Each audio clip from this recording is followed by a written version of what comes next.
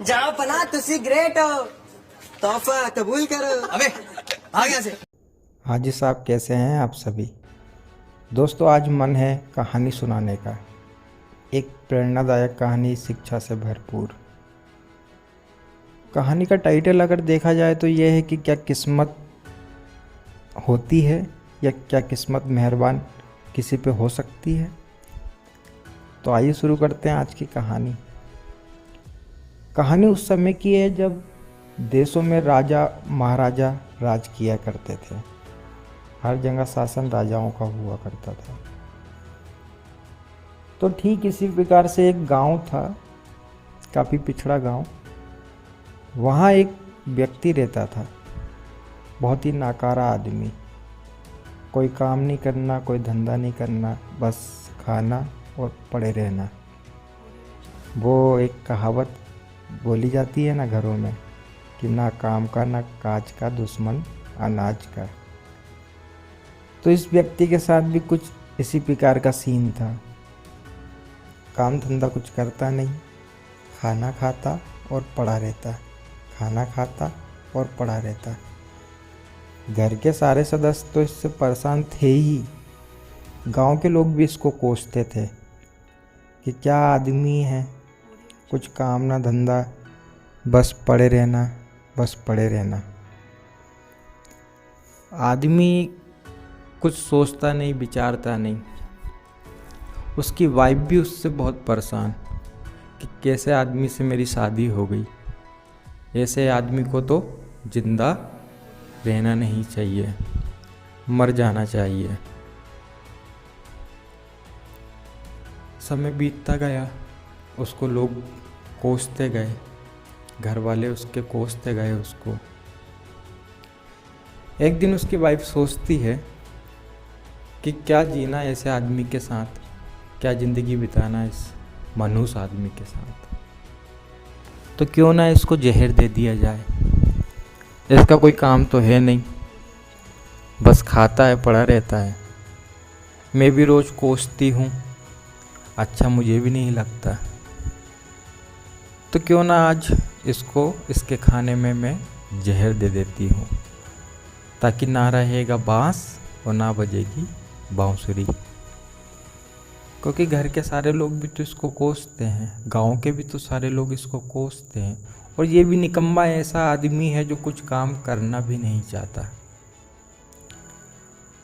आज जो वाइफ ने खाना बनाया उसकी धर्मपत्नी ने, उसमें उसने डाल दिया उसके लिए जहर कि ये खाएगा और मर जाएगा। आदमी भी कोई मतलब नहीं उसको, तो पड़ा हुआ था वो। तो खाना परोस के लाती है उसकी वाइफ, उसकी बीवी उसके सामने रखती है कि खाओ, ठूसो। उस दिन आदमी के सामने वो थाली रखी थी। आदमी बड़ा निकम्मा था, सोचता खाना खा लेता हूँ। वो खाने का निवाला मुंह में डालने ही वाला था, उसका हृदय थोड़ा सा परिवर्तन हुआ। उसने सोचा कि क्या मुझे ये कुत्तों की तरह खाना दे दिया जाता है रोज, मेरी कोई इज्जत नहीं है, कुछ नहीं है। आज के बाद मैं खाना बंद कर दूंगा। मैं खाना तब खाऊंगा जब मुझे कोई काम मिल जाएगा। वो अपनी वाइफ से बोलता है कि सुनो, मैं ये खाना तभी खाऊंगा जब मुझे कोई काम मिल जाएगा। मुझे एक पोटली दे दो, मैं इस पोटली में खाने को भर लेता हूँ और काम की तलाश में जा रहा हूँ। जब मुझे काम मिल जाएगा मैं ये खाना खा लूँगा। उसकी वाइफ भी बोलती है कि मुझे कोई लेन देना नहीं तुमसे, खाओ तो खाओ, नहीं खाना तो मत खाओ, काम तुम्हें मिलना नहीं है, ज़िंदगी आधी तुम्हारी ऐसे ही बीत गई है बिना काम के। लेकिन आदमी को ये बातें बड़ी हट करी। उस दिन वो निकम्मा आदमी एक पोटली में खाना को बांध के, एक रुमाल में खाने को बांध के निकल पड़ता है दूसरे गांव की ओर कि मुझे अब काम मिलेगा तो मैं तभी खाना खाऊंगा, नहीं तो मर जाऊंगा भले। चला जा रहा है वो आदमी, चला जा रहा है। गांव दूसरा लग जाता है। चलते चलते चलते चलते थोड़ा थकावट हो जाती है तो देखता है कि अपने उसके पास में एक तालाब है।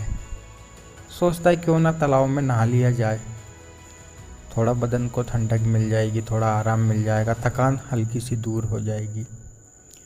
उसके बाद काम की तलाश करूँगा और फिर भूख भी लग रही है, खाना खाऊंगा फिर। तो तालाब किनारे वो खाने को रख देता है साइड में और अपने कपड़े निकाल के छलांग लगा देता है तालाब में और मज़े से नहाता रहता है, गाना गाता रहता है, नहाता रहता है मज़े से उस तालाब में।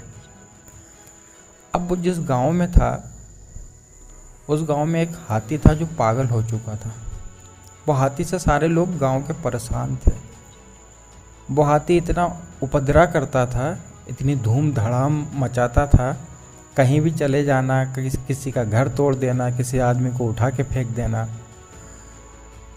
उस जगह का जो राजा था वो भी उस हाथी से परेशान था, लेकिन जो राजा था वो जीव हत्या करना नहीं चाहता था, इसलिए वो हाथी को मारता नहीं था। और इतना बड़ा विशाल हाथी है कि उसको कैद भी नहीं रख सकते। तो काफ़ी राजा हो, उसकी प्रजा हो, गांव के लोग हों, सारे लोग परेशान वो हाथी से। सब खोजते हाथी को भी मर जाए। उस दिन वो हाथी चलते चलते धूम मचाते मचाते तालाब के किनारे पहुंच जाता है। ये आदमी तो नहाता रहता है तालाब में, जो नकारा निकम्मा है। हाथी तालाब के किनारे पहुंच के देखता है कि एक पोटली रखी हुई है, एक रुमाल में बंधा कुछ सामान है। वो अपनी सूंड से वो सामान पोटली को उठाता है और ज़मीन पे फेंकता है तो पूरा खाना ज़मीन पे गिर जाता है। अब उस खाने में तो जहर मिला हुआ होता है। ये बात उस आदमी को भी नहीं पता, ना ये बात हाथी को पता है। हाथी तो भूखा था, ज़मीन पर खाना देख के खाना खाना चालू कर देता है। सटासट करके जो भी खाना था वो हाथी खा लेता है। अब ये नकारा आदमी तो नहाता हुआ देखता है हाथी को कि इसने मेरी पोटली उठाई और मेरा खाना नीचे फेंक दिया और खाना इसने खा लिया है। हाथी 5 मिनट का ही समय बीतता है कि हाथी खड़े खड़े बैठ जाता है, क्योंकि जहर का असर शुरू होने लगता है। अब ये आदमी तालाब से निकलता है, चिल्लाते हुए आता है कि मेरा खाना खा लिया हाथी, मेरा खाना खा लिया तूने, छोड़ूंगा नहीं तेरे को, मार डालूंगा, छोड़ूंगा नहीं आज तेरे को। और बैठे हुए हाथी के ऊपर बैठ जाता है ये आदमी और लगता है मुक्के देने उसको, उसकी छाती पे, उसकी पीठ पे मुक्के मारता है कि तूने मेरे खाने को खा लिया, अब मैं तेरे को ज़िंदा नहीं छोड़ूंगा, मैं क्या खाऊंगा, मैं बहुत गुस्से में हूँ, मैं बहुत क्रोध में हूँ, मैं तुझे ज़िंदा नहीं छोड़ूंगा। अच्छा, गांव के आसपास के लोग भी ये चीज़ देखते हैं, ये चिल्लाता है कि मैं तुझे ज़िंदा नहीं छोड़ूंगा, मार डालूंगा, ऐसा कर दूंगा, वैसा कर दूंगा। और वो देखते हैं कि इतना विशाल हाथी को इसने ज़मीन पे बिठाल के रखा है और खुद हाथी के ऊपर बैठा हुआ है और बैठकर मुक्के मारे जा रहा है और एक ही शब्द बोल रहा है कि ज़िंदा नहीं छोड़ूंगा, मार डालूंगा, तूने मेरा खाना खाया। अब जो खाना हाथी ने खाया था उसमें तो जहर मिला हुआ था। धीरे धीरे करके हाथी मृत्यु लोक में जाने लगता है। बैठा हुआ हाथी लेट जाता है, हाथ पे झटपटाने लगता है और ये आदमी तो क्रोध में उसको मुक्के मारे जाता है कि तूने मेरा खाना खाया, ज़िंदा नहीं छोड़ूंगा, मार डालूंगा। देखते देखते गांव वाले इकट्ठे होते हैं, वो ये सारा नज़ारा देखते हैं कि यह आदमी किस प्रकार से बैठा हुआ है, मुक्के मार रहा है हाथी को। और हाथी कुछ ही पल या कुछ ही क्षण में अपने प्राणों को त्याग देता है हाथी। अब गांव वाले ये चीज़ देखते हैं कि ये आदमी बैठ के मुक्के मार रहा है, उसने हकीकत में हाथी के प्राण को हरण कर लिया, हाथी के प्राण ले लिए। गांव वाले बड़े खुश, क्योंकि गांव वाले तो बहुत परेशान थे हाथी से। हाथी रोज उत्पात मचाता था, सबको परेशान करता था। गांव वालों ने इस आदमी को अपने कंधों पे उठा लिया, इस नकारे आदमी को। अरे कि साहब आपने तो कमाल कर दिया, आप तो लाजवाब हो, आप बाहुबली के भी महाबली हो। आप तो ईश्वर का साक्षात अवतार हो कि आपने इतने बड़े विशाल हाथी को मुक्के मार मार के मार डाला। पूरे गांव में ये खबर हो जाती है, क्योंकि गांव के लोगों ने तो देखा हुआ है कि वो आदमी किस प्रकार से हाथी पे चढ़ा, उसके ऊपर बैठा, मुक्के मारे और हाथी ने किस प्रकार से छटपटाते हुए अपने प्राणों को त्याग दिया।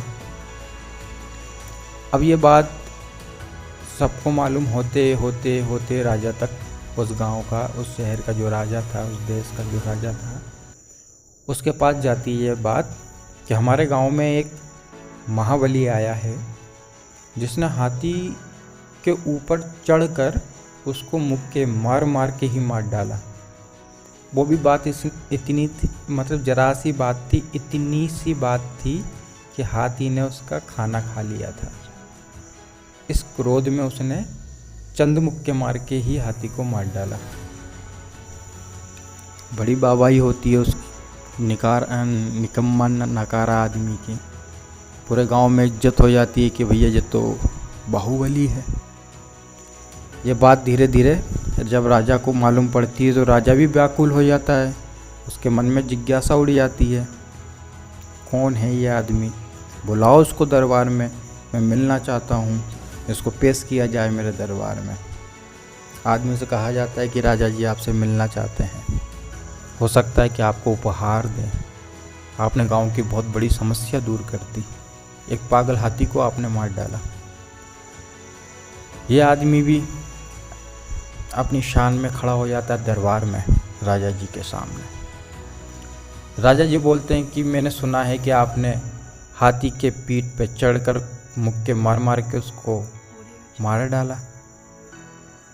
आदमी मुस्कुरा के बोलता है, नकारा आदमी, कि बिल्कुल आपने ठीक सुना है, उस हाथी ने मेरा खाना खा लिया था, मुझे क्रोध आया, पीठ पे चढ़ा, उसको मुक्के मार मार के, मुश्किल से 4 मुक्के मारे थे, हाथी तड़प के मर गया। राजा बोलता है कि अगर ये बात मैंने सुनी होती तो मैं यकीन नहीं करता, लेकिन ये बात मेरे गांव के लोगों ने देखी है, इसलिए मुझे भी यकीन है कि आप बाहुबली नहीं महाबली हो। और मैं आपको एक ऑफ़र देता हूँ, राजा बोलता है नकारे आदमी से, कि मैं आपको एक ऑफ़र देता हूँ, क्यों ना आप मेरी सेना, जो मेरी सेना है उसके सेनापति क्यों नहीं बन जाते आप। इतने बहादुर आदमी की आवश्यकता भी है हमें, आपकी ही तरह आदमी हमें चाहिए, जो निडर हो, बहादुर हो, साहसी हो। आदमी तो जो नकारा आदमी था उसके तो बल्ले बल्ले, क्योंकि वो तो काम की तलाश में ही घूम रहा था, ऊपर से उसको इतनी इज्जत मिल गई, राजा के दरबार में उस सेनापति का काम मिला, सेना के भी ऊपर, मतलब पूरी सेना को संभालने वाला सेनापति बन गया वो। अब आदमी समझा कि मेरे दिन पलट रहे हैं, अच्छे दिन मेरे आने वाले हैं, क्योंकि मेरी किस्मत मेरा साथ दे रही है, किस्मत मेरा जीवन पलट देगी। आदमी बड़े उत्साह के साथ अब रहने लगा, उसको अच्छा खासा असरफियाँ मिलने लगी, उसका जीवन यापन बहुत अच्छी तरीके से चलने लगा। समय कुछ ही बीतता है तो जो राजा होता है उस गांव का, दूसरा राजा उसको संदेश पहुंचाता है कि हम आप पे आक्रमण करने वाले हैं। पहले होता था 2 देशों में लड़ाइयाँ होती थी राजा राजा की, है ना, एक राजा आक्रमण करता था, दूसरे को गुलाम बनाता था, इस प्रकार से पहले के ज़माने में चलता था। तो अब राजा जी के पास खबर आती है कि दूसरे देश का राजा हम पे आक्रमण करने वाला है, उनका ये संदेश आया है।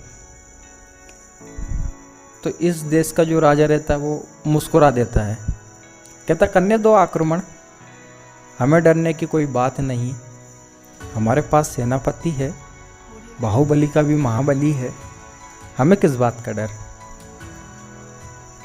तो सारी सेना खुश हो जाती है बात सुन के कि बात तो बिल्कुल सही है, गांव वाले खुश कि हमें तो डरने की कोई बात नहीं, ये तो वो आदमी है जिसने 4 मुक्के मार के हाथी को सुला दिया, हाथी को स्वर्गलोक पहुंचा दिया।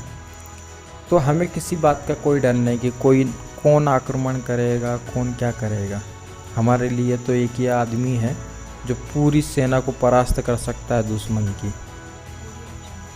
अब ये बात राजा जी बोलता है कि जाओ उस आदमी से बोलो कि युद्ध के लिए सामने वाली पार्टी ने हमको ललकारा है और कल युद्ध करने हमें जाना है। और हमें क्या जाना है, आप अकेले स्वयं चले जाओ, 200 सैनिक और ले जाओ भले, और जीत के आओ। अब ये खबर जाती है इस नकारे आदमी के पास कि कल युद्ध है, राजा ने आपको याद किया है, कल आपको युद्ध पे जाना है। ये बात सुन के आदमी के पैरों तले ज़मीन खसक जाती है। इसको समझ आ चुका था कि अब मेरा अंतिम समय नज़दीक है।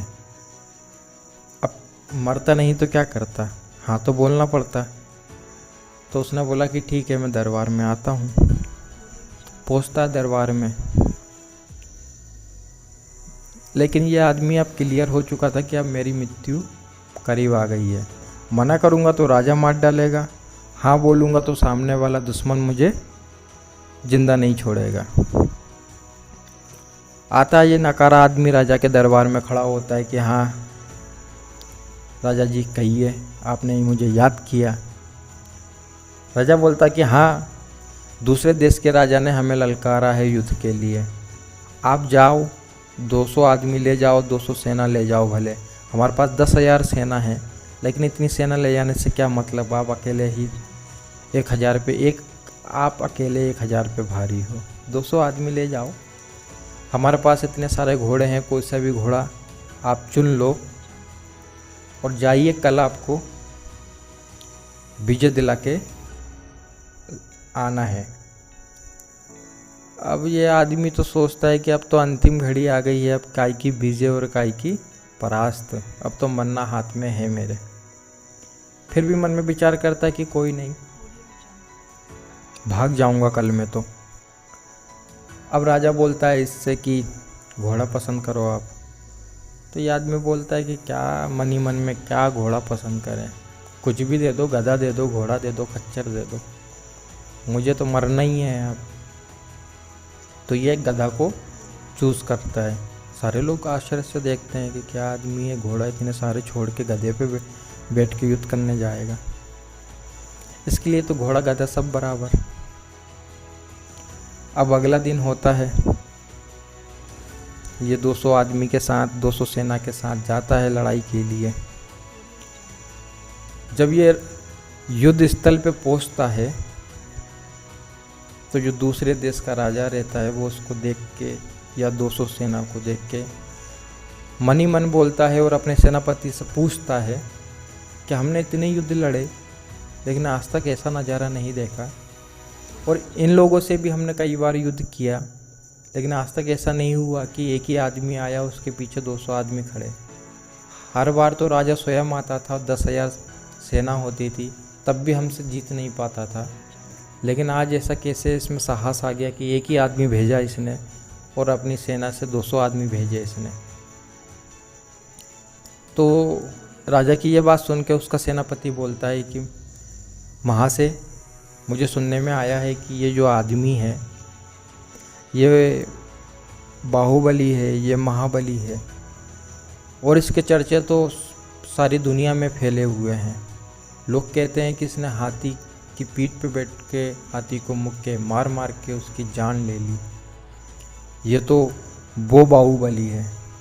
तो हमें भी सतर्क रहना चाहिए इस आदमी से, कुछ बात तो इसमें है, इसलिए ये अकेला आया, इसके अंदर डर नहीं है, नहीं तो ये युद्ध करने का भी नहीं आता। राजा भी बोलता है कि बात तो सेनापति तुम सही बोल रहे हो, अगर ये अकेला युद्ध करने आया है तो कुछ ना कुछ इसमें बात तो होगी। तो सबको सावधान होने की बोलता है कि सब सावधान रहिए, यह आदमी का साहस देखते हैं कितना है, नहीं तो इसको आज मरना तो है। अब हमारा नकारा आदमी दूसरी ओर बैठा रहता है गधे पे, 200 सेना उसके पीछे खड़ी होती है। 200 सेना से बोलता है कि तुम यहीं पे खड़े रहो, मैं अकेला जाऊंगा युद्ध करने। अब मन में सोचता है कि गधे पे बैठ के जाऊंगा, भगते भगते गधे को दूसरी साइड में भगा लूँगा और यहाँ से निकल जाऊंगा।